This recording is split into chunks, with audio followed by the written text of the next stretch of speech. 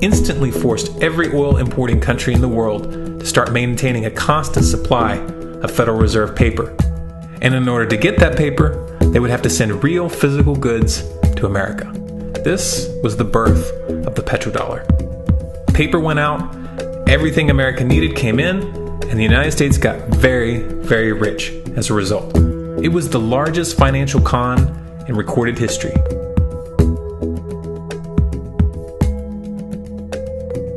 The arms race of the Cold War was a game of poker.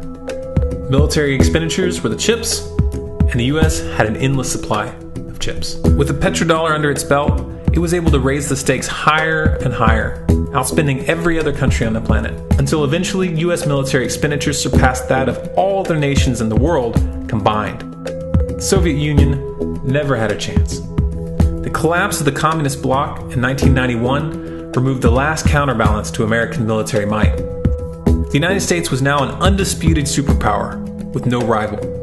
Many hoped that this would mark the beginning of a new era of peace and stability. Unfortunately, there were those in high places who had other ideas.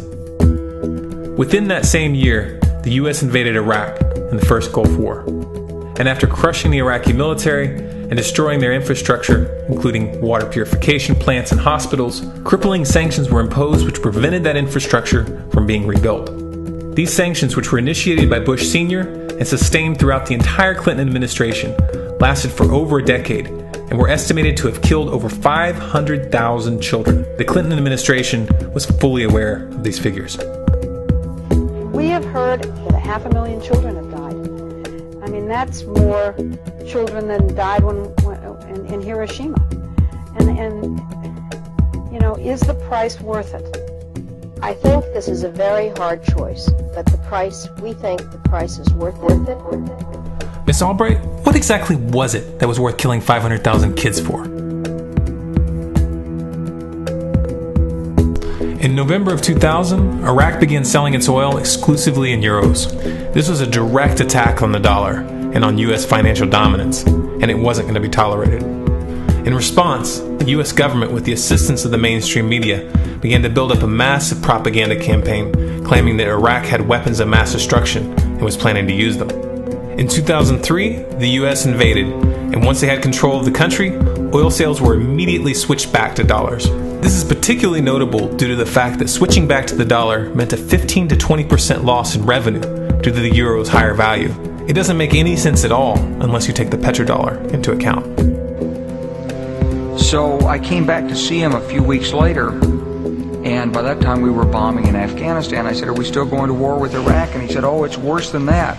He said, he reached over on his desk, he picked up a piece of paper, he said, I just got this down from upstairs, meaning the Secretary of Defense's office today, and he said, "This is a memo that describes how we're going to take out 7 countries in 5 years, starting with Iraq and then Syria, Lebanon, Libya, Somalia, Sudan, and finishing off Iran. Let's take a look at the events of the past decade and see if you see a pattern. In Libya, Gaddafi was in the process of organizing a bloc of African countries to create a gold-based currency called the dinar, which they intended to use to replace the dollar in that region. US and NATO forces helped destabilize and topple the Libyan government in 2011, and after taking control of the region, US armed rebels executed Gaddafi in cold blood and immediately set up the Libyan Central Bank. Iran has been actively campaigning to pull oil sales off of the dollar for some time now, and it has recently secured agreements to begin trading its oil in exchange for gold. In response, the US government, with mainstream media assistance, has been attempting to build international support for military strikes on the pretext of preventing Iran from building a nuclear weapon. In the meantime, they established sanctions which US officials openly admit are aimed at causing a collapse of the Iranian economy. Syria is Iran's closest ally, and they are bound by mutual defense agreements. The country is currently in the process of being destabilized with covert assistance from NATO, and though Russia and China have warned the United States not to get involved, the White House has made statements within the past month indicating that they are considering military intervention. It should be clear that military intervention in Syria and Iran isn't being considered. It's a foregone conclusion, just as it was in Iraq and Libya. The U.S. is actively working to create the context which gives them the diplomatic cover to do what they already have planned. The motive for these invasions and covert actions becomes clear when we look at them in their full context and connect the dots. Those who control the United States understand that even if a few countries begin to sell their oil in another currency, it will set off a chain reaction, and the dollar will collapse. They understand that there is absolutely nothing else holding up the value of the dollar at this point, and so does the rest of the world. But rather than accepting the fact that the dollar is nearing the end of its lifespan, the powers that be have made a calculated gambit. They have decided to use the brute force of the US military to crush each and every resistant state in the Middle East and Africa. That in itself would be bad enough, but what you need to understand is that this is not going to end with Iran. China and Russia have stated publicly and on no uncertain terms that they will not tolerate an attack on Iran or Syria. Iran is one of their key allies, one of the last independent oil producers in the region, and they understand that if Iran falls, then they will have no way to escape the dollar without going to war. And yet the United States is pushing forward in spite of the warnings. What we are witnessing here is a trajectory that leads straight to the unthinkable. It's a trajectory that was mapped out years ago in full awareness of the human consequences. But who was it that put us on this course? What kind of psychopath is willing to intentionally set off a global conflict that will lead to millions of deaths just to protect the value of a paper currency? It obviously isn't the president. The decision to invade Libya, Syria, and Iran was made long before Obama had risen to the national spotlight. And yet, he's carrying out his duty just like the puppets that preceded him. So who is it that pulls the strings? Often the best answer to questions like this are found by asking another question. Qui bono? Who benefits? Obviously, those who have the power to print the dollar out of thin air have the most to lose if the dollar were to fall. And since 1913, that power has been held by the Federal Reserve. The Federal Reserve is a private entity owned by a conglomerate of the most powerful banks in the world. And the men who control those banks are the ones who pull the strings. To them, this is just a game. Your life and the lives of those you love are just pawns on their chessboard. And like a spoiled 4-year-old who tips the board onto the floor when they start to lose, the powers that be are willing to start World War III to keep control of the global financial system. Remember that when these wars extend and accelerate. Remember that when your son or your neighbor's son comes back home in a flag-draped coffin. Remember that when they point the finger at the new boogeyman, because the madmen who are running this show will take this as far as you allow them to. The time is coming when the window for us to restore the control of our government to ourselves will close, and we had damn well better act before then.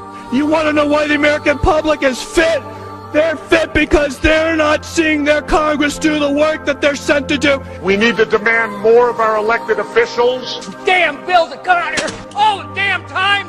Come out here in the last second, and I gotta try to figure out how to vote for my people. Bathed in the excesses of power, they passed a bill that by their own admission, they hadn't read.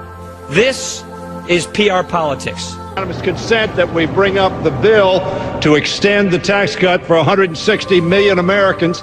As you walk off the floor, Mr. Speaker, you're walking out. If you want to stand up on the floor of the Senate and defend the Wall Street banks like Bank of America and the credit card companies, be my guest.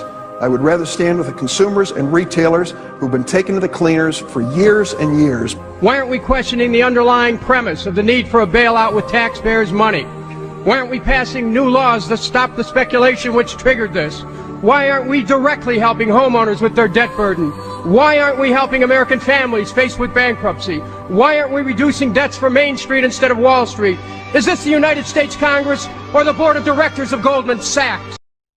When you have a government that operates without limits, which proclaims the right to arrest, torture, and kill anyone, anywhere, with no warrants, no trial, no due process, when you have a government that militarizes the police and grants the armed forces the power to operate with impunity, within your own borders and beyond, a government that views you, the people, as the enemy, and treats you as such, when you have a government that lies to take you into wars of aggression, toppling country after country, killing countless innocent civilians, sending your sons and daughters, your fathers and brothers home in flag-draped coffins, or disfigured and broken in mind and body. Their lives destroyed in wars that serve only to line the pockets of an unelected cartel of bankers and corporations. When you have all of this right in front of you, so blatant, so clear, with president after president towing the line of the same agenda, you shouldn't have to be convinced that both parties in this political puppet show are owned and operated by the same interest. And you shouldn't have to be convinced that these overrated corporate popularity contests that some call elections are distractions that achieve nothing. These are the steps that we must take There are plenty of steps we can take right now to start getting our economy back on track. to help create jobs and grow this economy. If we are going to deal with our dependence on foreign oil, If we're going to end our dependence on foreign oil, We'll recruit an army of new teachers. I want to recruit an army of new teachers. make college affordable.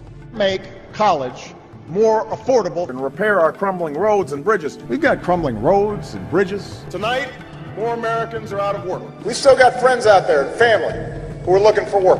At a time when so many people are struggling to keep up. A moment when so many people are still struggling. If you are willing to work with me, If you're willing to work even harder in this election, then I promise you, then I promise you change will come.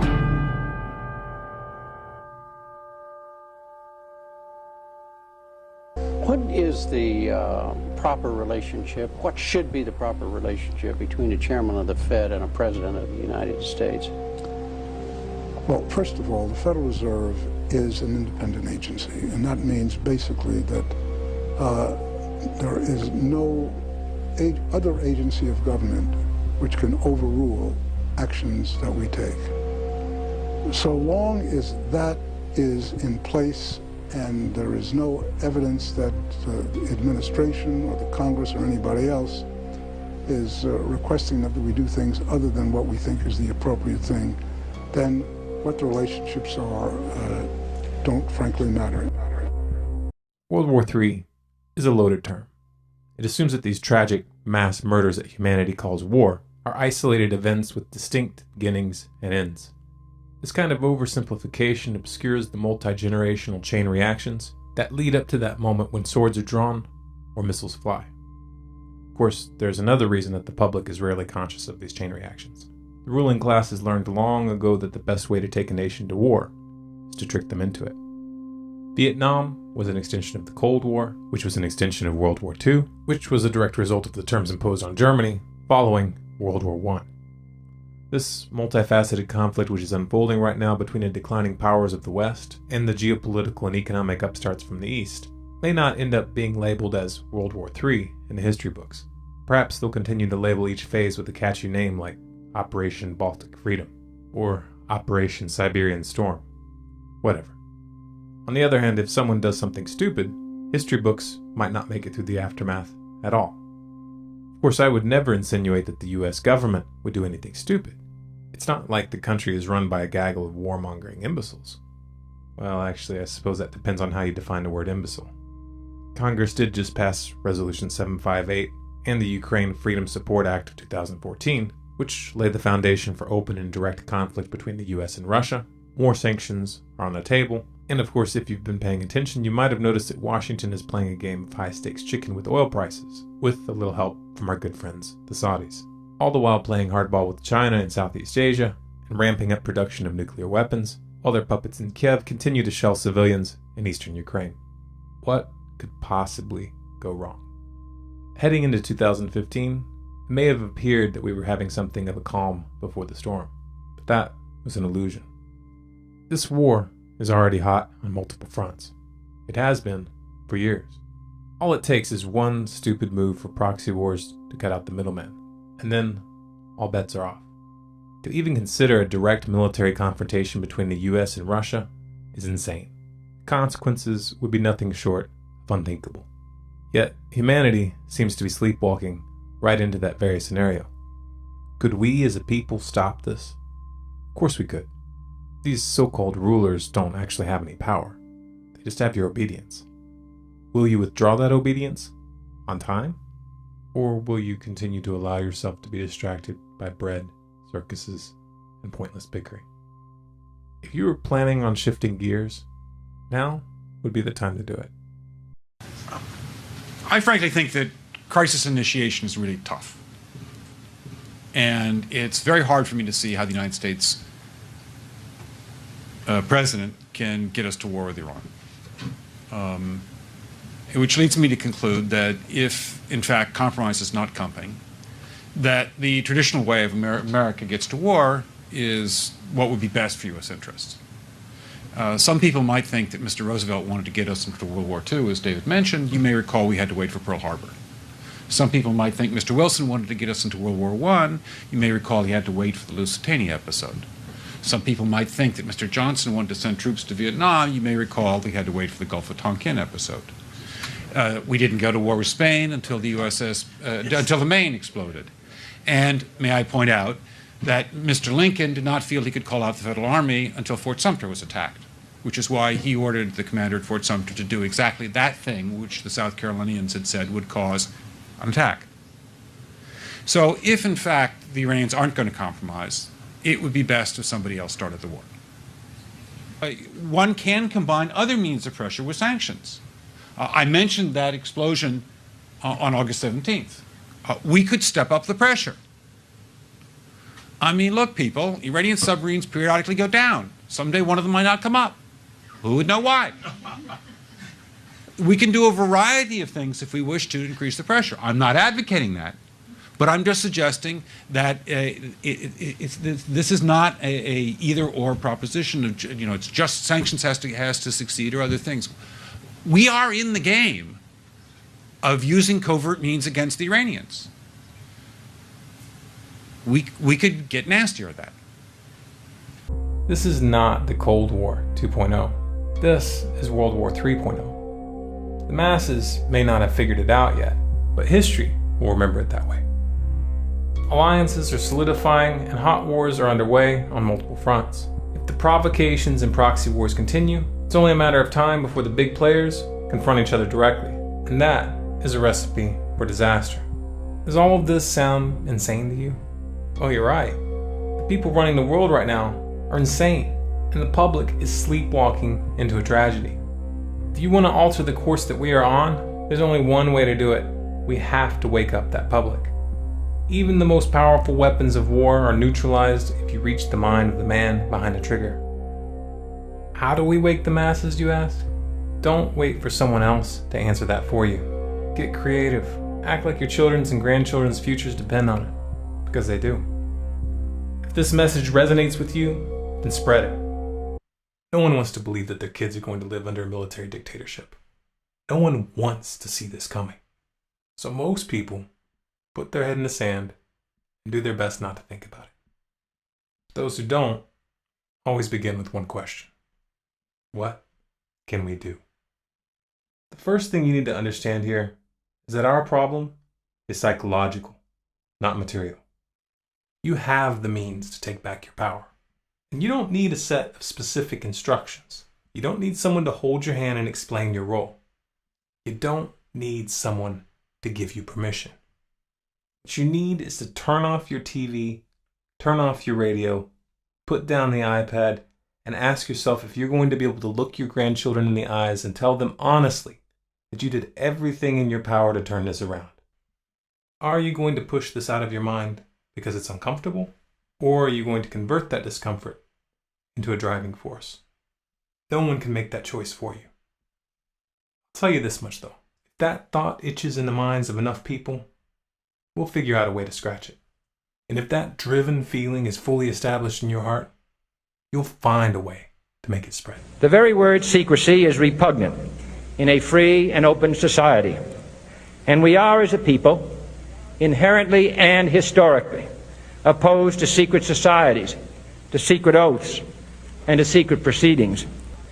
For we are opposed around the world by a monolithic and ruthless conspiracy that relies primarily on covert means for expanding its sphere of influence, on infiltration instead of invasion, on subversion instead of elections, on intimidation instead of free choice.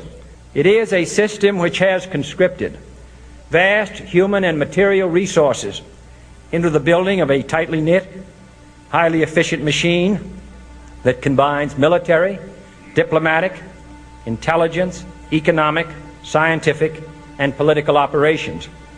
Its preparations are concealed, not published. Its mistakes are buried, not headlined. Its dissenters are silenced, not praised.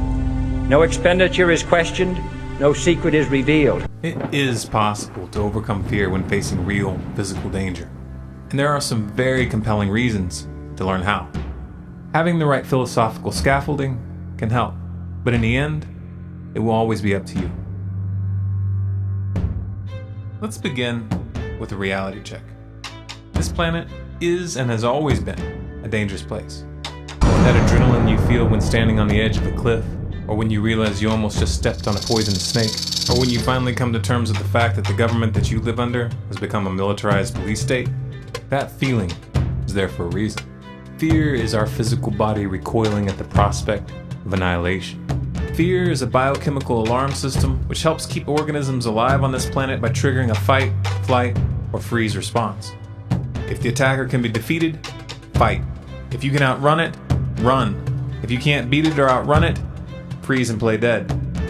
This alarm system has persisted in the gene pool and will continue to persist because in many life or death situations, it is highly effective. Fear, however, is a double-edged sword. Terror can send a herd of buffalo stampeding over a cliff, and it can make a crowd of humans behave in much the same way. If you need evidence of this, just take a cursory glance at the pages of history, or better yet, take a closer look at current events. Fear doesn't make you smarter. In fact, studies have shown that terror literally shuts down the rational and logical parts of our brains. Now, it's obviously not a good idea to face dangerous situations or to make important decisions with the most useful parts of our brains turned off. But consider the implications of having an entire human society operating at this level. The trouble is, the ruling classes have always understood that it is in their interest to keep the peasants in a perpetual state of fear and insecurity. Those who are able to dictate the nightmares of a nation usually end up dictating everything else. The ability to control our fear and reduce or eliminate its hold on the mind is what allows us to take intelligent action in the face of danger.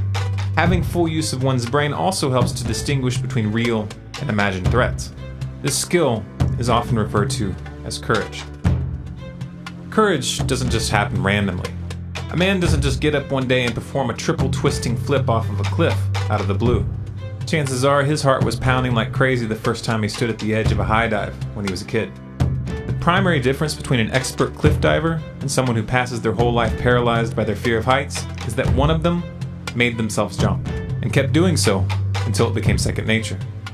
You might gather from this example that the way to defeat one's fear is to face it.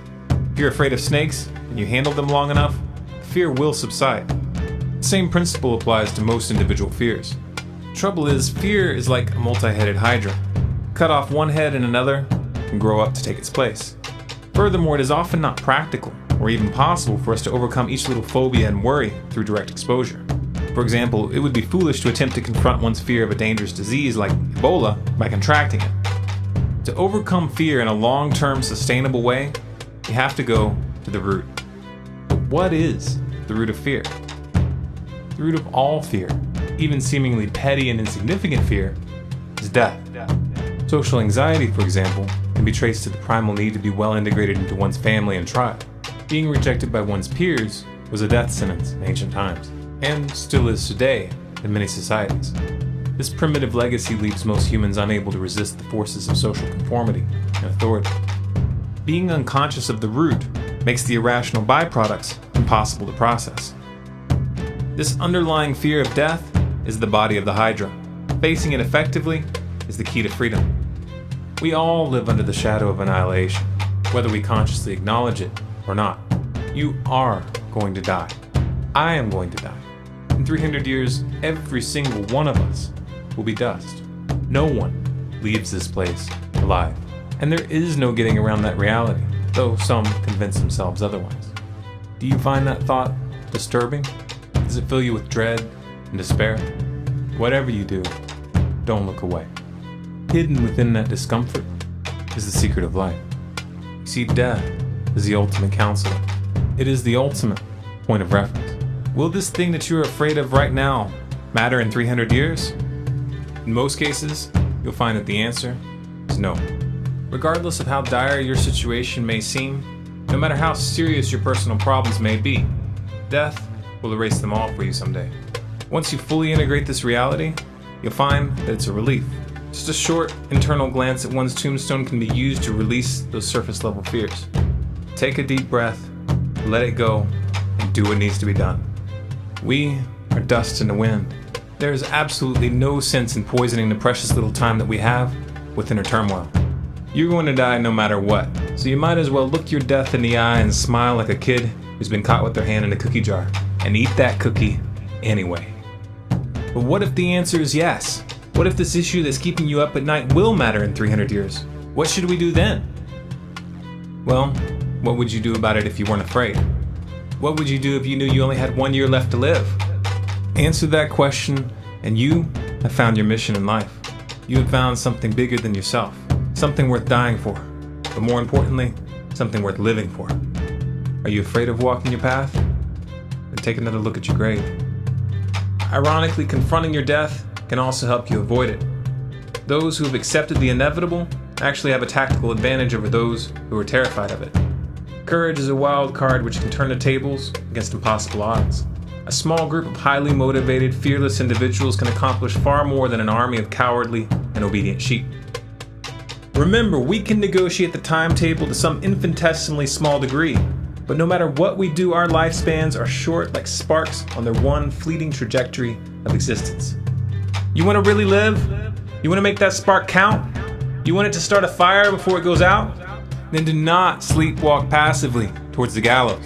Stand up, look your death in the eye, and dance. Dance like you're never gonna dance again. Sing like you're never gonna sing again.